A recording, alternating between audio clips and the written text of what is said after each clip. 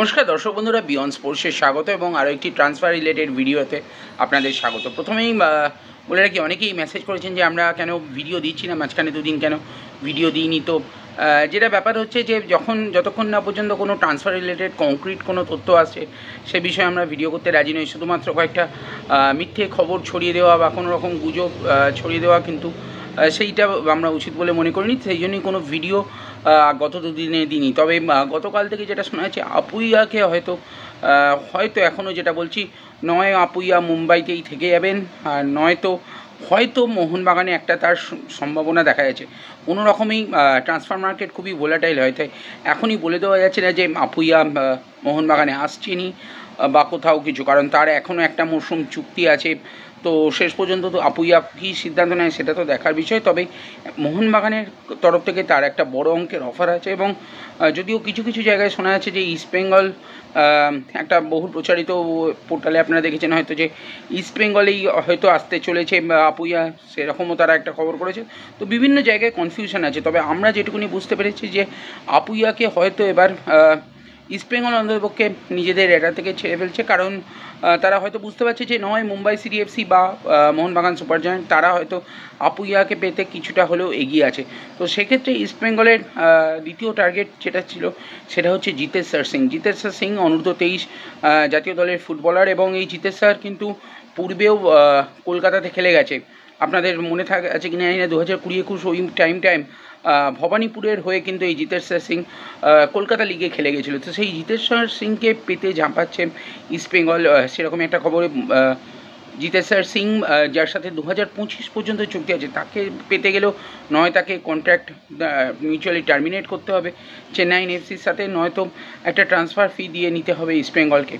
তবে এই জিতেশ্বর সিংয়ের এজেন্ট যিনি বা ইবিসা, তাদের আরও অনেক ফুটবলার কিন্তু এই ইস্টবেঙ্গলে আছে, বিশেষ করে আরএফডিএলের ক্ষেত্রে তো আছেই। আরএফডিএলের যে দলটা, তাদের অনেক ফুটবলার আছে।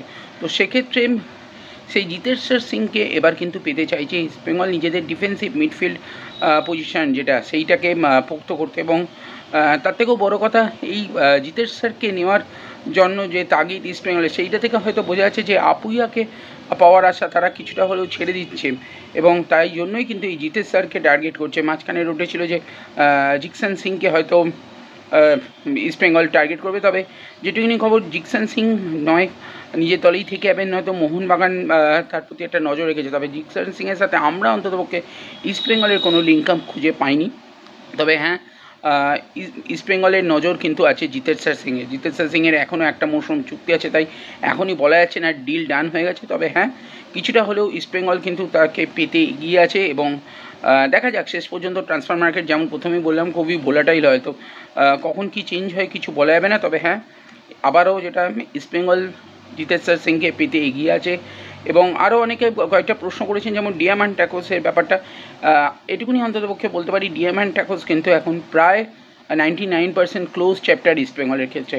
হয়তো ইস্টবেঙ্গল বুঝেই গেছে ডিয়ামান্টাকোস নয় কেরালা বা মুম্বাইতে, অনেক জায়গায় শোনা আছে মুম্বাইতে যেতে পারেন। তবে ডিয়ামান্টাকোস পাওয়ার ব্যাপারে কিছুটা হলেও পিছিয়ে এসেছে ইস্টবেঙ্গল, এবং সেক্ষেত্রে যেমনটা শোনা যাচ্ছে, কোচ কার্লেস কোয়াদ্রাতো তো অবশ্যই তার নিজের পছন্দের নিজে চুজ করে ফুটবলার আনবেন। এবং এটুকুনি বলা যেতে পারে যে দুটো অন্ততপক্ষে আইএসএলের জন্য যে দুটো বিদেশি স্লট খালি থাকছে ইস্টবেঙ্গলের, সেইটায় কিন্তু এমন কোনো প্লেয়ার আনা হবে যার নাম হয়তো আপনারা কেউই শোনেননি। বাইরে থেকে কোনো ফুটবলারকে আনা হবে যে হয়তো আইএসএলে তাকে তেমনভাবে লোক দেখেনি, সেরকমই সম্ভাবনার কথা শোনা আছে। দেখার বিষয় পুরোটা কী হয় শেষ পর্যন্ত। তো দেখতে থাকুন বিয়ন্ড স্পোর্টস। আর আপনাদের মতামত, জিতেশ্বর এলে কতটা মজবুত হবে ইস্টবেঙ্গলের ডিফেন্সিভ মিডফিল্ডার পজিশনটা, সব কিছুই দেখার বিষয়। ইতিমধ্যে সৌভিক আছেন, তো সৌভিক এই জিতেশ্বর কতটা শক্তিশালী হতে চলেছে দল, সব কিছু নিয়ে আপনাদের মতামত জানান। আর ভিডিওটি ভালো লাগলে অবশ্যই লাইক, শেয়ার এবং কমেন্ট করতে ভুলবেন না, আর নোটিফিকেশান বিলটা অবশ্যই অন করে দেবেন। টাটা আজকের মতন।